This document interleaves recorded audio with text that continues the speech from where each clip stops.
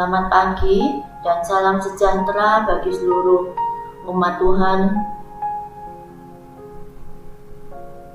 Berjumpa kembali di dalam acara renungan singkat Gereja Masehi Advent hari ke-7 Jemaat Yosodipuro. Mari kita tunduk kepala dan berdoa sebelum mulai. Ya Tuhan, Bapa kami yang bertahta dalam kerajaan surga, kami bersembah sujud di hadapan-Mu, mengucap syukur dan terima kasih atas segala berkat-Mu, perlindungan-Mu dan penyertaan-Mu di dalam istirahat kami malam tadi. Sehingga kami pada pagi hari ini dapat bangun dalam keadaan sehat walafiat, tak kurang suatu apapun. Terima kasih ya Tuhan atas nafas hidup yang Kau berikan bagi kami. Sebentar kami akan membawakan akan firman-Mu, kami mohon Roh Kudus-Mu untuk memberikan terang dan akal budi dari surga, sehingga firman-Mu dapat menjadi berkat bagi umat-Mu yang mendengarkan. Kami berdoa di dalam nama Tuhan Yesus, Juru Selamat dan Pengantara kami. Amin. Judul renungan pagi ini adalah Meraih Hidup Berkemenangan. Orang-orang percaya atau gereja Tuhan sering disebut sebagai bejana tanah liat dan Tuhan sebagai sang pejunan.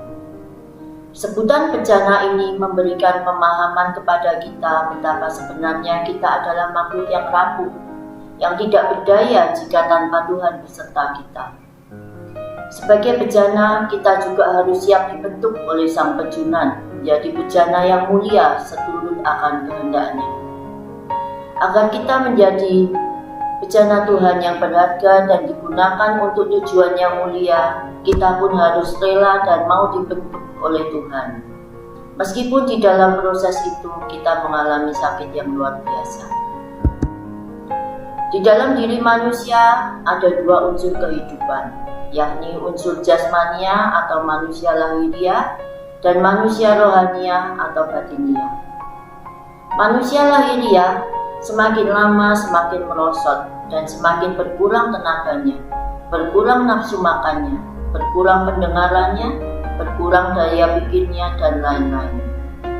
Sedangkan manusia batiniah semakin hari semakin dibaharui. Semakin bertambah usia, semakin bertambah dewasa iman kita, dan bertambah pula dalam pengenalan pribadi akan Tuhan. Bagaimana kita bisa memperoleh kemenangan di dalam hidup, bahkan sampai usia tua? Yang pertama, kita tidak boleh mudah putus asa. Dalam dunia ini, kita sering diperhadapkan dengan berbagai penderitaan. Tapi biarlah kita senantiasa berkeyakinan seperti Rasul Paulus bahwa penderitaan yang dialaminya ringan, tidak sebanding dengan kemuliaan yang disediakan oleh Tuhan. Seperti terdapat di dalam Roma 8 ayatnya yang ke-18. Sebab aku yakin bahwa penderitaan zaman sekarang ini tidak dapat dibandingkan dengan kemuliaan yang akan dinyatakan kepada kita. Persoalannya adalah mengapa banyak orang mudah patah semangat? Karena mereka menganggap seolah-olah penderitaannya begitu berat. Mereka lupa akan janji Tuhan di dalam 1 Korintus 10 ayatnya yang ke-13. Pencobaan-pencobaan yang kamu alami ialah pencobaan-pencobaan biasa, yang tidak melebihi kekuatan manusia. Sebab Allah setia dan karena itu Ia tidak akan membiarkan kamu dicobai. Ia akan memberikan kepadamu jalan keluar sehingga kamu dapat menanggungnya. Yang kedua, kita harus selalu tetap mengucap syukur. Tuhan tidak mengatakan mengucap syukurlah pada waktu kita sedang mengalami berkat melimpah, keluarga tanpa masalah, rezeki melimpah. Tetapi Tuhan mengatakan mengucap syukurlah dalam segala hal, seperti di dalam 1 Tesalonika 5 ayatnya yang ke-18. Mengucap syukurlah di dalam segala hal, sebab itulah yang dikehendaki Allah di dalam Kristus Yesus bagi kamu.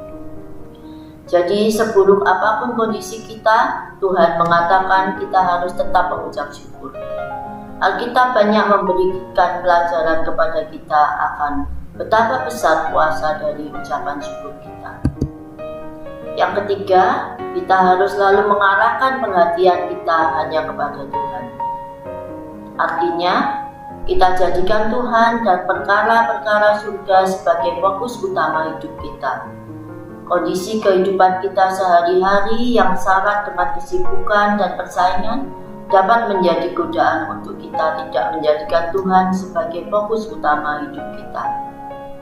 Tetapi Tuhan berkata dalam Kolose 3 ayatnya yang kedua, pikirkanlah perkara-perkara yang di atas, bukan yang di bumi.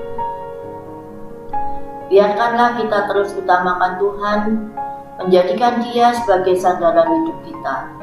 Dan dengan demikian kita akan dimampukan untuk tetap tegar menghadapi permasalahan dan tampil sebagai pemenang di tengah segala problema yang melanda kehidupan kita. Kiranya Tuhan memberkati kita.